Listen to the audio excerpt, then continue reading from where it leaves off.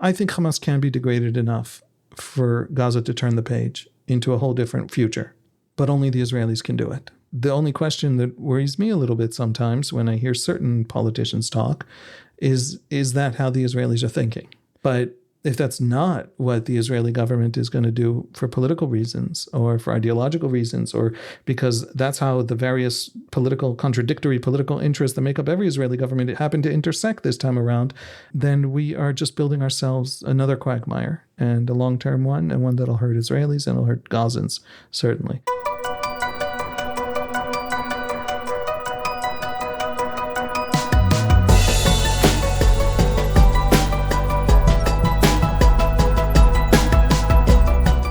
It's 9 a.m. on Wednesday, November 13th here in New York City. It's 4 p.m. on Wednesday, November 13th in Israel as Israelis begin to wind down their day. These past couple of weeks, we've seen a lot of major developments unfold. The firing of Defense Minister Yoav Gallant, a pogrom in Amsterdam, potentially more violence, more anti-Semitic violence elsewhere in Europe, key figures in the Prime Minister's office being detained, and of course, the U.S. elections.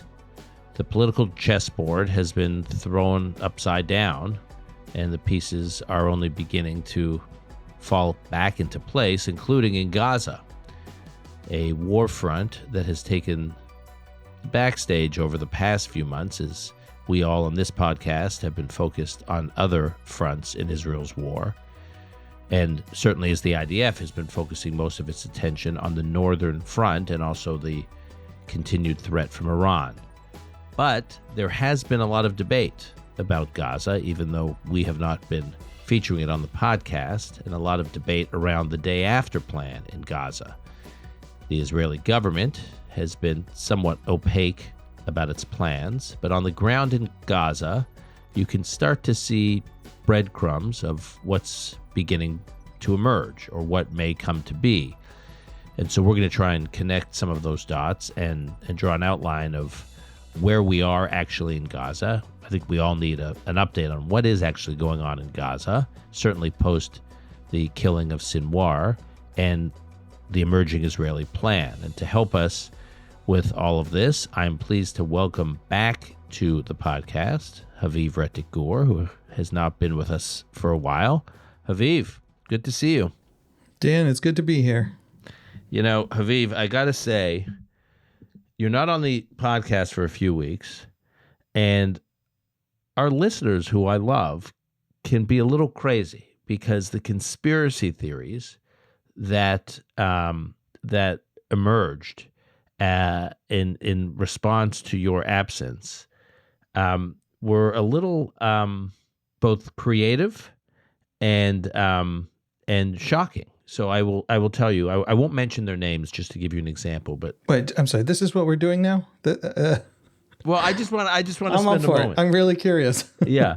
So no, we're going to talk about Gaza in a moment, but I have to spend a minute on this. Sure. So, two friends of mine who you have met.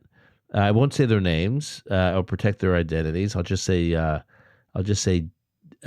J and D. They're for initials. So I was recently with them, and they said to me, Haviv hasn't been on for a while, and we know why. And I said, really? Because if you know why, that would help me, because I don't really know why. And they said, no. We've figured this out. I said, all right. They said, in July, you had an episode with Nadav Ayel and Haviv, where they had a debate. And the debate got heated. And since that debate episode, we have tracked that Haviv's appearances have gone down and Nadav's episodes have gone up. And it was just because that debate got hot and went sideways that led to this rupture. And, you know, Haviv, they sort of talked in terms as though Haviv has been being airbrushed from Call Me Back. And I was like, guys, you're nuts. You're overthinking this. Haviv isn't going anywhere. If you actually look what happened in July, from July through now, it's been some of the most intensive news developments Israel has experienced since the beginning of the war. So the podcast has for many episodes morphed into kind of news reporting and analysis, which was not what we had planned to do from the beginning. And they were so crushed because thought they were so creative. They had painted this soap opera of what happens behind the scenes at Call Me Back. Oh, and they wanted the soap opera. The soap opera was exciting. I guess you're right. Look, I kind of give talks on the grand sweep of history. And so it's not I don't follow the day-to-day, minute-to-minute. I try and follow the sweep. And so it makes perfect sense. And we are... But not to them. They wanted to believe there was like a Game of Thrones thing going on. I almost think we could do a spin-off podcast. Just like, remember on MTV, there was that show called Behind the Music that takes you behind the stories of these very successful musicians and all the drama behind the making of their music. We could do Behind Call Me Back. It'll be its own podcast, and we take people behind the decision making, and I think they will be horrified to learn that it is much more improvisational and a lot less Game of Thrones. And therefore probably a lot less entertaining. But maybe we won't do that show because we want to maintain the mystique. Okay. Other alternative spinoff, just all your analyst mud wrestling. There we go. Give people the bread and circuses. And Alon will be thrilled because that creates YouTube content. Alon is making this big push to video for YouTube content. So like you and the Dove and Amit Segel, mud wrestling. We'll throw in a little John Schanzer. It will be that will be riveting video YouTube content. That'll bring in the audiences. Okay. All right. Haviv, it has been, I want to bring this conversation, really focus on Gaza and get an update from you on Gaza. It's been a while since we talked about that war front. Can you just begin by giving us an aerial view of what has been happening there over the past few weeks? Right. So press attention has moved really to the north, to the war in Lebanon, where there's now a negotiation to try and finish the war. But there are also signs that Israel's actually expanding the ground operation. But there are more troops in Gaza than in Lebanon, right? So Gaza is still, I would say, the most significant long-term question, long-term problem that the IDF is trying to solve, and is a lot more complex and difficult than Lebanon, if only because there's all the rest of Lebanon in Lebanon to work with, right? So if you weaken Hezbollah, there's a hope, there's a dream, there's a fantasy that the international community, the rest of Lebanon, can fill vacuums of power that as you weaken Hezbollah, you create. In Gaza, there is no rest of Gaza that isn't Hamas. And so Gaza is a whole different kind of problem going forward. Right now on the ground, the IDF has created essentially three corridors, three enclaves within Gaza, and they stretch from the Israeli border in the southeast all the way to the Mediterranean coast in the northwest. They are the Gaza-Egypt border, the Philadelphi Corridor, as the IDF calls it, where buildings have been leveled and a safe zone, a flattened safe zone where nothing can sneak up on troops, has been created the entirety of that border, and soldiers are actively engaged there in essentially finding and destroying tunnels and launching specific operations as intelligence dictates to find Hamas cells and destroy them. You say the Egypt-Gaza border. Why then do they call it the Philadelphi Corridor? What's the distinction between the Philadelphi Corridor and the Gaza-Egypt border, or are those two terms interchangeable? The Philadelphia Corridor is the Army's name for the route that follows that border on the Gazan side. A military map of an area gives a special military code name. In part, that's to be able to tell troops where to go without telling the enemy where you just sent the troops if they're listening in. But those codes are very quickly broken. And the second reason is that when you talk over the radio, it can be hard to distinguish one word from another. And so the names of the different routes, because it can be disastrous if you send a unit in the wrong route in an enemy zone, the names are very, very different from other names. So military code names each word sounds radically different from all the other words. So you can't accidentally say, A and H and P and B and C and try to spell something out, and the person on the other side gets it wrong. So Philadelphia is that military code for that particular line, and there are quite a few of those military codes for different routes and different areas in Gaza. So the IDF is there. There are present. 3 IDF zones that divide Gaza into 2 major sections. There's the border with Egypt, that's very significant. The IDF went in May. Major fighting ended there in August, and it's basically been a tunnel hunt ever since. Then there is in the north an ongoing 6-week battle, quite a significant counterinsurgency battle. Several hundred members of Hamas have been killed. Something like 300 have been arrested, and they've been arrested trying to flee the area with the civilian population. So they've been arrested when they were identified from among the civilian population passing through an IDF checkpoint heading south. And there have been 24 soldiers killed in this battle in Jabalia, all the way in the north of Gaza, in the last 6 weeks. And that includes a brigade commander, a colonel. This is the 3rd battle of Jabalia, major battle in the last year. We've talked about that. The IDF has this doctrine in Gaza of moving in and then leaving and then moving in again. You don't clear and hold, because then you create more targets and you actually serve the guerrilla strategy of the other side. And then there's the most interesting, in terms of figuring out Israeli strategy going forward, the most interesting Israeli enclave in Gaza right now, the military fortifications and roads that form this enclave, which is what we call the Netzarim Corridor. And it is just south of Gaza City. So it's in approximately the center of the strip? Exactly.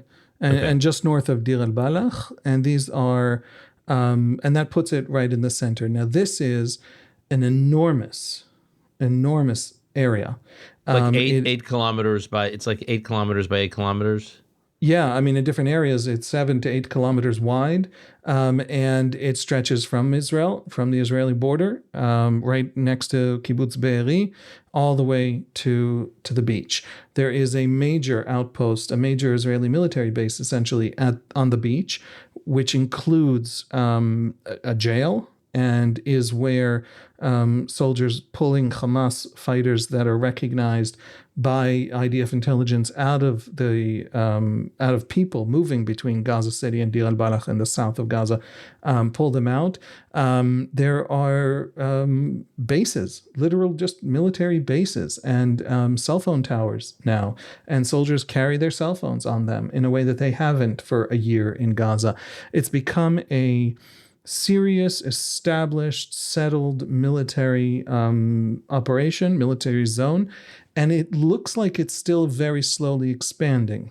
Now, what does expanding mean?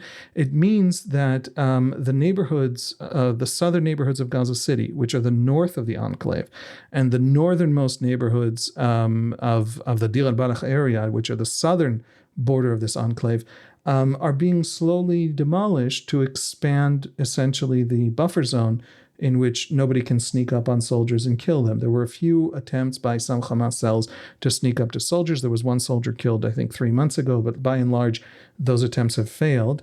And that's the goal. The goal is to create this enormous military enclave that allows serious control of the Gaza Strip, right in the center, and it's there. Can you explain why strategically this Netzarim corridor is so important? I think at the simplest tactical level, Netzarim is fundamental. Taking the Philadelphi Corridor, cutting off the massive supply tunnels that some of them you could drive trucks through, and Hamas was driving trucks through, between Egypt and Gaza, cutting that off and essentially choking Hamas in Gaza is a big part of the story. And the other part of the story is preventing Hamas from being able to move between Gaza City and the Khan Yunis, the southern half, let's say, of Gaza. And bisecting Gaza in that way and controlling what goes in and what goes out is really important if you understand the tactics of this war as essentially a degradation war. Hamas will be able to shoot at us for a very long time. Hamas will have little cells operating in different places for a very long time.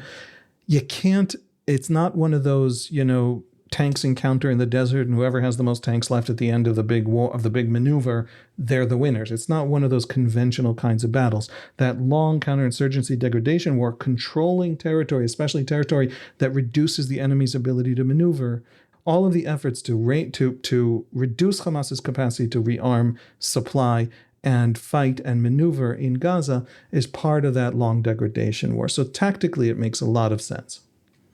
Okay, now take me to the northern front of Gaza, the border between Gaza and Israel, like where all the way on the northern tip of Gaza. Right. So what Israel's been able to achieve in Philadelphia, which is to clear it of Hamas, destroy tunnels, and to achieve in Netzarim, it's much harder in the north. To achieve that same kind of buffer zone, to achieve that same kind of creation of essentially a military area that is totally clear of the enemy and allows forward operations against the enemy deeper into into the city of Gaza. And the reason it's much harder to do that in the north is that the north is highly built up and there's a lot of people living there. There are a lot of civilians in a way that specifically in the Netzarim Corridor and specifically on the Philadelphi Corridor, there aren't. And Philadelphia is fairly narrow. Netzarim has grown, but nevertheless, these are areas that don't have a lot of civilians. What the IDF is trying to accomplish in the north is to surround a major, major position of Hamas that included hundreds and hundreds of fighters and probably still does. In Jabalia. Jabalia has long been famous for being a Hamas, a major Hamas position, a major Hamas fortress. And it's why in the very first ground operation, back in October of last year, the IDF essentially drove around Jabalia and then came back to Jabalia months later after a lot of the rest of Gaza was cleared at least above ground of major Hamas forces. And there were battalions still intact underground in Gaza. And when the IDF isn't there, they're above ground. And so going in and out gets them to come back above ground, and then you can attack them above ground once again. So there is now, right now, over the last, that's what we talked about at the beginning, 6 to 8 weeks, there has now been a major ground operation surrounding Jabalia. Beit Lachia, Beit Hanun are part of this. And there has been a lot of criticism from the United States, for example, and the international community, because some of the aid that was coming in was prevented from coming in, because this really was an attempt to choke Hamas. Israel ordered civilians to leave. A great many, I don't know the number. These are estimates, tens of thousands went south. Hundreds of Hamas fighters were caught among them as they moved south. So other Hamas fighters stopped moving south and they stayed, and they urged civilians to stay. And there are tens of thousands who still remain of the civilians. And the cutback in aid meant to starve Hamas out of the tunnels has also hurt those civilians. And so there is a military operation in Gaza. It's costing soldiers' lives. It's hurting Hamas dramatically. It has to sort of kill Hamas, starve Hamas out while not doing that to civilians. It's an incredibly complex operation. The goal of it is to clear a piece of northern Gaza where some of Hamas's most important assets have survived for the last year. And, this is a major push. It's worth, in the IDF's opinion, it's worth the sacrifice of soldiers and time and effort to weaken Hamas in that way, to weaken one of the last major strongholds that Hamas actually has intact in Gaza. All right. Another topic we tragically have not heard as much about in recent weeks is the fate of the hostages remaining in Gaza. On the one hand, killing Sinwar was this extraordinarily important development. I would argue one of the most important events, singular events in the history not only of Israel but of the Jewish people. He really is a modern-day Hitler of sorts. But since then, the talk about the hostages, at least over here, has declined somewhat. And I want to understand why that is, and what are we missing? Is anything going on? What do we know about the hostages, the remaining hostages? I'm going to just cut to the chase, and try not to be flippant about it. The IDF doesn't know how to get the hostages. Yahya Sinwar, the one thing he did extraordinarily well, was to create in Hamas a culture of compartmentalization that without which he couldn't have carried out October 7. Right. I criticized Sinwar for not coordinating with Hezbollah when he launched the attack on October 7. And a lot of people, a lot of analysts thought that if he had done so, there would have been a much larger. Hezbollah had planned something 5 times bigger, the same sort of operation as October 7, but vastly larger.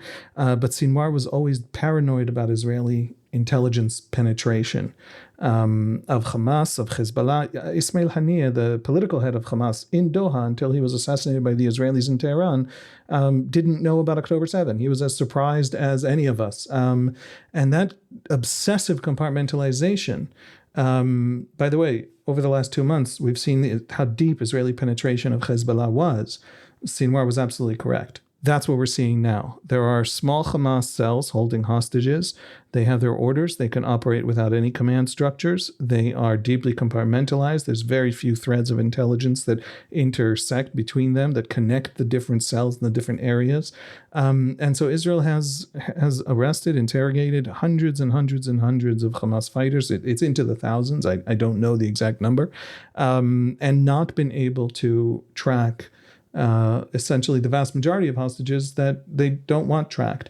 And it reaches the point where there are, the former CEO of SodaStream offered $100,000 after the killing of Sinwar for any Gazan who comes forward and tells the Israelis, and protection for them, and tells the Israelis where a hostage protection is. and getting them out of Gaza safely. As far as we know, not a single one has come forward. And now the Israeli government has come forward with their own reward, right. millions of dollars. And not a single Gazan has come forward. And and now either we don't know because they're keeping it secret, and we're going to hear some amazing, great news about a simultaneous rescue of 25 hostages because this all worked.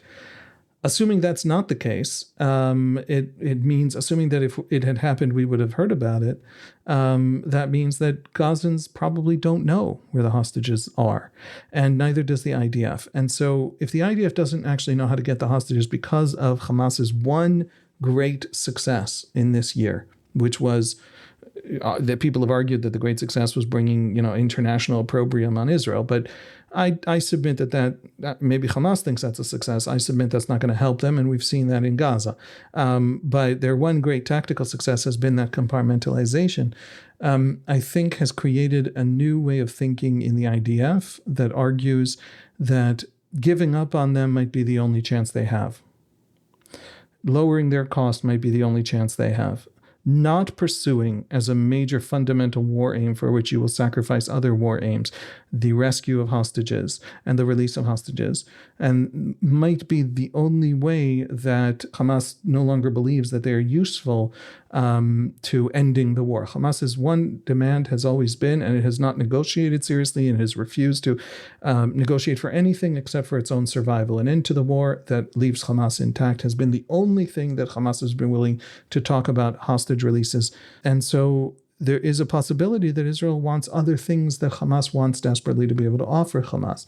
For example, control of large areas of Gaza as part of the Israeli toolbox, as part of the Israeli offer in exchange for hostages, a willingness not to have them released, and large areas that can be cleared by the IDF might be part of that negotiating position for hostages. This is not, I'm not saying this is what's happening. This is part of the discussion in Israel that we're having in Hebrew about what it all means. What does it mean to make the Netzarim Corridor 8 kilometers wide? What does it mean that these areas are being cleared and held by the IDF? And one of those things might be that this is the only way anybody can imagine to actually create negotiating leverage over Hamas. There have been reports about large population moves, relocations of Palestinians from northern Gaza to southern Gaza, south of the Netzarim Corridor. What do you know of that? What is the IDF trying to achieve with that? I think the major moves are from the north, meaning north of Gaza City, moving them south to Gaza City, to clear out as much as possible Jabalia, to frankly make it easier to go after Hamas. The intelligence apparatuses are in place to be able to sift through the population as it's moving and pull the Hamas people out of the population. And so when the population moves in that way, that's always an intelligence boon for the Israelis, and it always costs Hamas, a few hundred fighters. There's no plan to empty Gaza City. That's not a thing. But you are seeing that IDF order in northern Gaza, in Jabalia, and other places around it.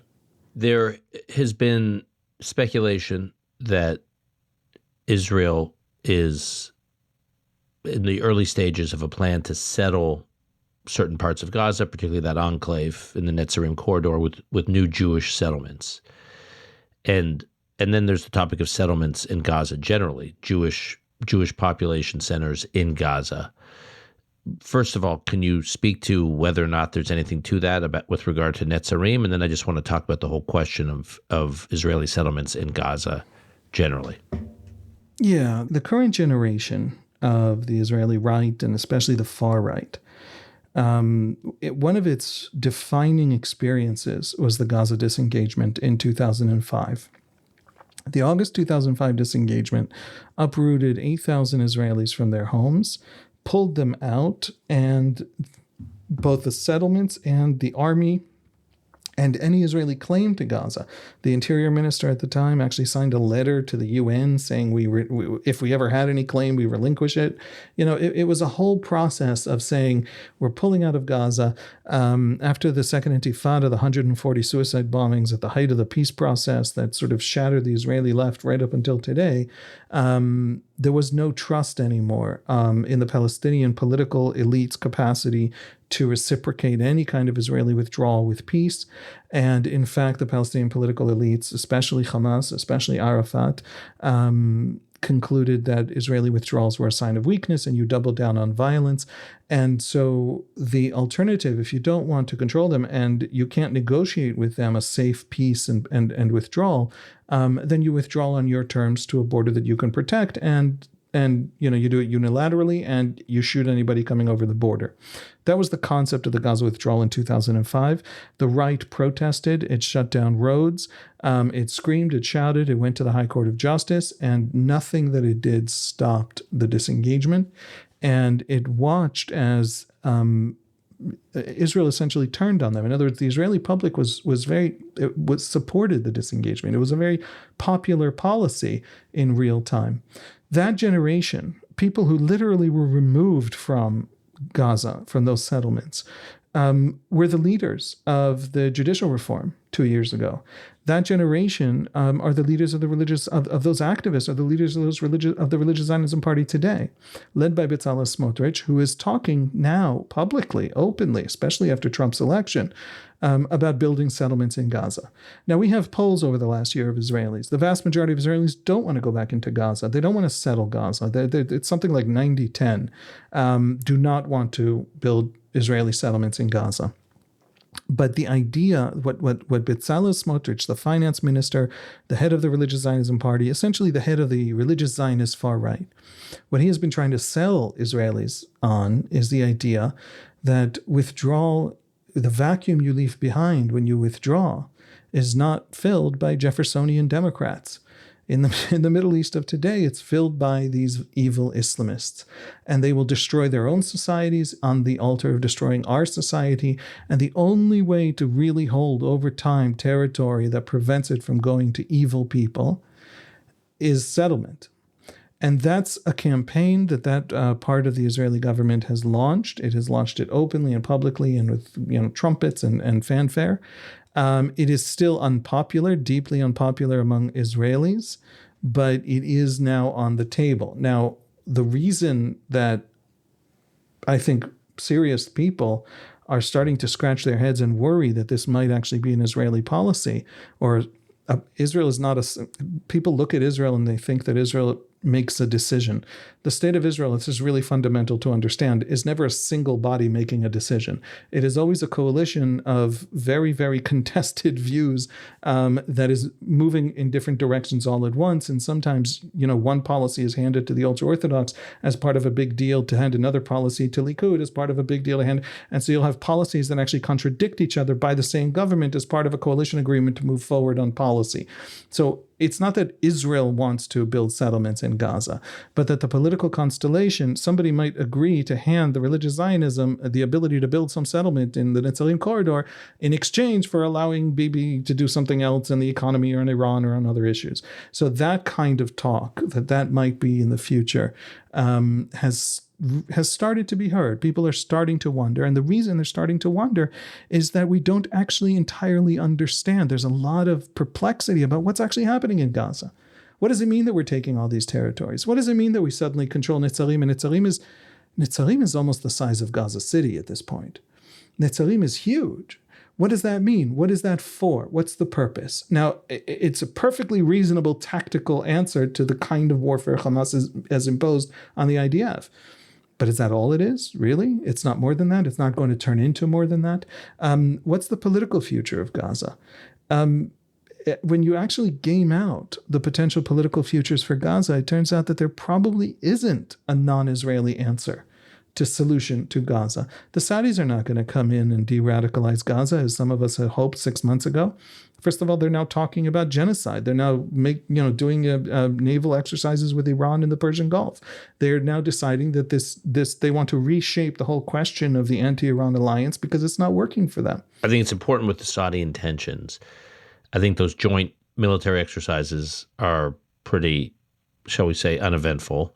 And the statements that MBS and others are making about their harsh criticisms of Israel in public, which I think are geared towards, quote unquote, the Arab street, at the same time that there's a lot happening between Saudi and Israel, particularly with regard to defense against Iranian attacks against Israel, is important. So I think that the public statements, while not pleasant by any means, can distract from, I think, a lot that's happening behind the scenes. So I agree with you. I'm skeptical too that the Saudis want to come into Gaza and be responsible for Gaza, but I don't think that means they're completely upending the posture they were heading in with regard to Israel. And oh, by the way, I think that's doubly so now that the Trump administration is coming in, because the legacy of the first Trump administration was this extraordinary diplomatic and geopolitical success in the Middle East with regard to the Abraham Accords. And I know a number of incoming Trump officials want to build on that. And so, and I think the Saudi leadership are going to find the Trump team a more consistently reliable partner on that front than they felt that they had in the Biden team. I agree completely with everything you said. The Saudis would still like Israel to clobber Iran if it's at all possible. I just mean that's a sign of Saudi weakness. In other words, the Saudis are terrified of a future. They're hedging their bets. There isn't, as one official from a European country told me recently, there isn't a Saudi army. It doesn't exist. It can't do anything. There's a little bit of a Saudi Air Force. There's an Emirati Special Forces, but we saw them in Yemen. They were not so useful. There isn't a Saudi force capable of going into Gaza and politically willing to suppress Hamas and militarily capable of doing anything in Gaza. There isn't an American willingness to do that. The Trump team will back Israel in a great many things. I don't think they'll back Israel on troops on the ground and American blood on the line in any way, and shouldn't. There isn't an international arrangement, constellation that can come into Gaza, do the work of protecting Israel from within Gaza, and also rebuild Gaza. That simply doesn't exist. And when you try and game it out, you can't build it. And God knows we've all tried. And so therefore, what? So therefore, the reality is Israel says this is our problem. This is our problem, and it's a long-term problem. And how do we deal with this long-term problem? We hold areas that allow everything to be accessible, that allow us to continue to fight Hamas not for a week, not for a month, and not for a year, but for years going forward. The suppression of Hamas in Gaza will be a fundamental policy of Israel in Gaza for a long, long time to come. But maybe we will wait for some kind of solution to present itself from within Gazan society. Maybe there's a level of degradation of Hamas that in 2 years we achieve, and there's suddenly a flowering of new options in Gaza. Maybe the families, the clans, the great clans that are essentially large criminal networks in Gaza, Israel tried twice to use these clans to distribute aid, and they were massacred. The aid distribution, convoys of these criminal organizations in Gaza, and they never agreed to work with the Israelis again. So maybe a much degraded Hamas in 2 years won't be able to massacre them, and they will be able to become a new kind of governing body in Gaza. So it is possible that it looks like, and I'm not saying this is what's happening. I'm saying I can't see anything else, any other explanation for the specifics of what the IDF is doing. I mean, just the standing military. There's a water pipeline was dug from Israel into the Netzarim Corridor. So they're now working showers and toilets in the military bases along the Netzarim Corridor. That's not something, that doesn't tell me the IDF is thinking it's leaving in 2 months when, Trump wants to see us out of Gaza. That tells me that this is the long-term policy. The long-term policy is to degrade Hamas in Gaza over a very long time, and the IDF is taking the positions it needs to do that. Given the continued commitment that the IDF is going to have to make to Gaza, and this fantasy of some third party coming in gradually, disappears. This means more wear and tear on IDF forces. And as you and I have discussed before now, Miloim, reservists in Israel, these are people who are not full-time professional soldiers, people plucked out of their civilian lives to serve. Many of them have families, children, working in businesses, running businesses. You have family members who have been subjected to this. I have family members, nephews of mine who are all 2 of my 3 nephews in Israel are currently serving. They have families, they have lives. In one case, both the husband and wife were called up. So I just think people over here don't always appreciate the wear and tear on this segment of Israeli society that has been called up and to serve in reserves, and now north of 200 days. The scenario you're describing, Haviv, means that same segment of the Israeli population there's even going to be more time and sacrifice and physical and emotional wear and tear subjected to them and taken away from them. There are, at this moment, 3 fighting brigades in Gaza. There are, I believe, 2 reserve brigades in Netzarim, and the Nachal brigade is in Philadelphi. And, can you just spell out in terms of numbers what that represents, roughly? Probably somewhere on the order of 3,000 fighting forces in Philadelphia, probably on the order of that in Netzarim. Again, it could be double that, but that's within the order of magnitude. And then a serious fighting force in the north, but a temporary one for the Battle of Jabalia, but one that also might move to other places if the battle moves elsewhere. So we're talking about, a handful of tens of thousands. So yes, that is absolutely the case. You're absolutely right. Not only that, we saw the call-up right after October 7 was the largest in the history of Israel. Something like 300,000 troops were called up into the reserves. 50% of that number, again, showed up demanding to be drafted to go into the war and to fight. Those people, a lot of them served 100 days and a lot of them served 200 days. Students who missed a year of classes. Jobs have been lost. I mean, thousands upon thousands, tens of thousands have lost jobs, businesses, were away from their families. In my family, as you said, a father was was in Gaza and got out just in time within hours of his first child's birth, and then had to go back into Gaza a few days later. The army says it needs another 10,000 fighting men, that it is unable to get through the regular draft. That's why the big question of the ultra-Orthodox draft has become a major source of anger and disputation, in dispute in Israeli politics. But yeah, the army is in that sense tired, and it needs to, rein in and give people time off and lower the burden on the reserves. It's one of the reasons the army is eager to end the Northern War. It achieved a lot for very low cost. It can achieve a lot more, but at much higher cost. And so the just cost-benefit analysis says that there's a diminishing return as the army continues the war in Lebanon. And one of the factors in that is the exhaustion of the reservists. Just one little factoid, the vast majority of the dead in Lebanon are reservists. The worst fighting against the most powerful force on our borders, the Radwan force of Hezbollah, were carried out by 30-year-old and sometimes 40-year-old Israeli men going into those battles. Why? Because the standing army was deployed at all the borders, taken up in Gaza, and just literally didn't have the manpower. So there is a manpower problem and exhaustion in that sense. People do need time off. There's a hope that the ultra-Orthodox can be brought around. One of the reasons that all these territories are being cleared in Gaza is to create a very easily held with relatively low manpower security situation on the southern border. I would also add to that there are some 10,000 wounded soldiers who have also been taken out of action. So it's both tragic because many of those soldiers are reservists. When I say wounded, I mean really wounded, people whose lives will be forever transformed.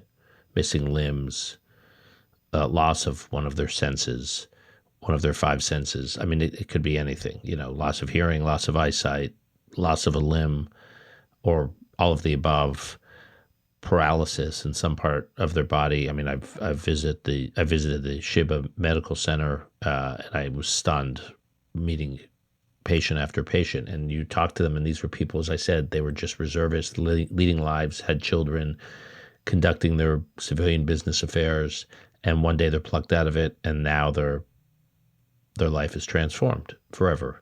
And so all those people, in addition to this permanent tragedy that they will endure for the rest of their lives, they're also taken out of the pool of available personnel that can serve. Right, and you're absolutely right. And post-trauma. A friend of mine is a psychologist who works as a military psychologist who counsels soldiers after battles and after their deployment ends. And he has spent as much time in Gaza as the fighting forces. And he's actually called up at this moment. So absolutely, the post-trauma question affects tens of thousands. And it's one of those things where if you intervene well at the beginning, you prevent a lot. But there just aren't that many psychologists in the country to do that at scale. And so all of those things are true. The enemy is still there, certainly in Lebanon and Iran, and the army will still have to be operating at a fairly high level for quite a while. But it does take a toll. Last question, Haviv. What is the Israeli societal, and I'm speaking in very general terms, but you can take it wherever you want, towards these questions we're dealing with? I know where we've talked, you and I have talked about, and I've talked in other episodes about the general population, public opinion attitudes toward the whole issue of the Haredi draft exemption and changing it. But this whole topic of a settling part of Gaza, and I don't want to overstate what it means to settle Gaza, because a lot of it is purely, most of it, if not all of it, is purely of a security necessity for a variety of reasons, not the least of which is there are appears to be no third-party countries that are willing to step in. But when you just talk to Israelis and you have your finger on the pulse of Israeli public opinion, how are they thinking? How are Israelis thinking about this reality? Because on October 6, 2023, I don't think any Israeli was ever talking about a permanent presence in parts of Gaza going forward. Yeah, there's no desire for a permanent presence in Gaza by the vast, vast majority of Israelis. It's costly in 1,000 ways. It's costly for Gazans, obviously. How does a rebuilding begin while Israel is still engaged with Hamas in that guerrilla war in Gaza? But if Israel doesn't degrade it enough, pulling out is just handing it back to Hamas. It's one of these catch-22s that are basically Hamas's entire existence is creating a catch-22 in which Gazans suffer. It's a little bit like the aid problem. Right now there are 900 truckloads of aid sitting on the Gazan side of the Kerem Shalom crossing, and they can't be distributed. And they can't be distributed because it's not safe to distribute aid, and so much of it is stolen.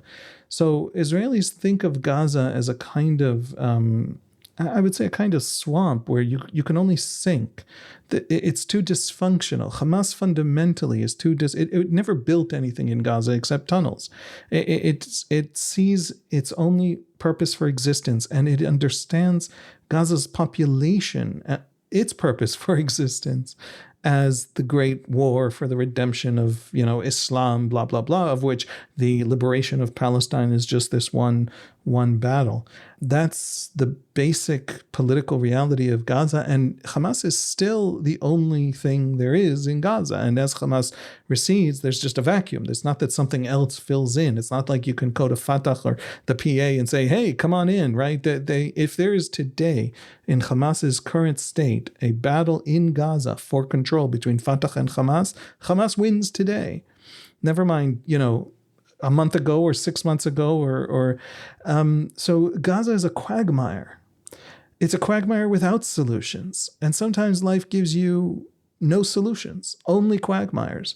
And you have to manage the quagmire as well as you can. I happen to think that, I'm sometimes accused of being an optimist. I think Hamas can be degraded enough for Gaza to turn the page into a whole different future. But only the Israelis can do it. And the only question that worries me a little bit sometimes when I hear certain politicians talk is that how the Israelis are thinking? If that's what the Israelis are thinking, it's going to be awful. It's going to be terrible. I mean, most of the awfulness has already happened. Now let's get out of it a better future.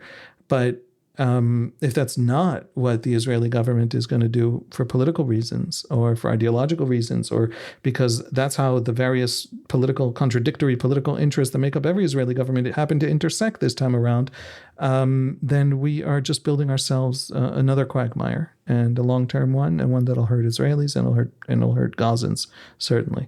So I think that, we hold the line. It'll be a year, it'll be 2 years, maybe it'll be 3 years. Hamas will eventually be degraded enough, and we will be able to choke off its supply of weapons.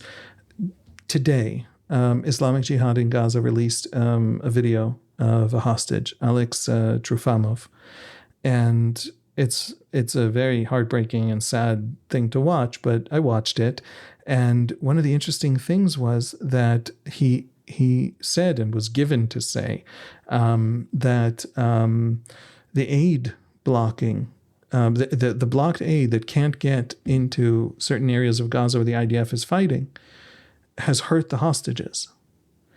And to me, that's a marvelous sign, because Islamic Jihad telling him to say that on a video it releases now, first of all, it's a sign of life, which they used to demand payment for.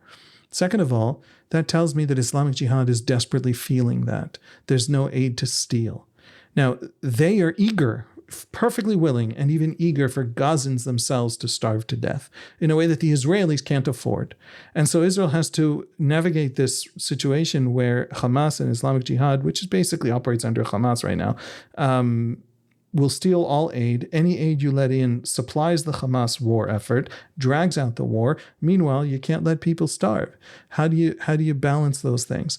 I think it'll be the answer is time. But Haviv, how do you do it over time? But just my question on the Israeli public's attitude towards some kind of settlement of Gaza or parts of Gaza. What is the Israeli public? Specifically, settlement to me feels like a quagmire, and I think to most Israelis feels like a quagmire. I haven't seen a poll this week, but we've seen polls on this over the last 6 months, and there was wall-to-wall overwhelming opposition to building Israeli settlements in Gaza. It is anchoring ourselves to we can't solve in any easy way the quagmire called Gaza when we're not there, when we don't have to have army military units invested in protecting settlements, when we don't have to have a massive internal political civil war to pull a settlement out in the future if that's possible politically. Why would we build for ourselves that deeper quagmire that we don't have right now? So I think a majority are opposed to it. It would be helpful to push back against it if the political forces of the center-right, the Netanyahu's, the Likud officials, said outright that this was a bad idea and held the line on that and explained why. For various political reasons, we are led by people who don't talk too much, and so they're not having that public debate. Smotrich is really the only voice being heard. The polls tell us that he's not convincing the public yet. Haviv, we will leave it there. Thank you. It's good to be back with you. And most importantly, to puncture the conspiracy theories of some of our most loyal listeners, which I hope we have accomplished. Yes, thank you so much. And I am engaged in many other things involving education, building curricula for Jewish schools on Jewish history so that they can resist the war on our history that a lot of the ideologues in the West are trying to launch on or have launched against us. I'm busy with other things, and it is a wonderful thing to hear that people miss it. And but they don't realize you're going to get plenty of Haviv. And we'll talk. All right, Haviv. Take care, buddy. Thanks so much.